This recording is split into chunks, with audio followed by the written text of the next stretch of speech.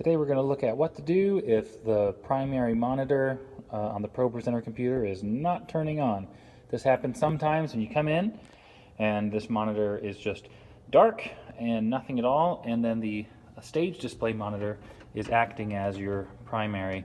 If this ever happens and like you're moving it around, you're trying to click and do things, nothing, all we need to do is just reset the connection. That happens sometimes. So on the back of this monitor, if we peek over, you've got this white USB-C plug.